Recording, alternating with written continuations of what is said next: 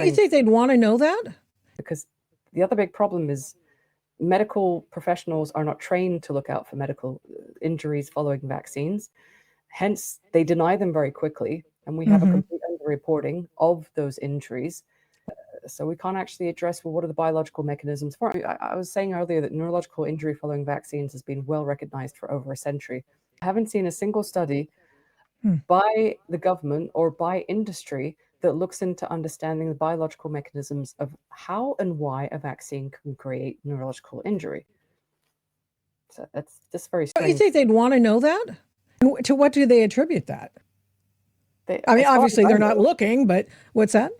they will say it's very rare, it could Hmm. be because of the aluminum, but it's happened even after vaccines that don't have aluminum. So this just like putting it under the table and not really addressing it is saying it's just rare, as if it doesn't mean anything because it's rare. Hmm.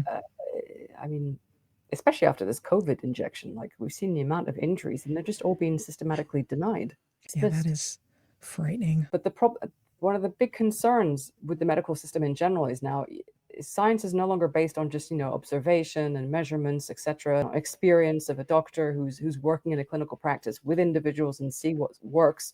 It has to be funded by the pharmaceutical industry to the tune of millions of dollars and go through the phase 3 clinical trials and get an FDA drug approval. Which, by the way, ivermectin and hydroxychloroquine were already FDA approved, just not Exactly. for COVID.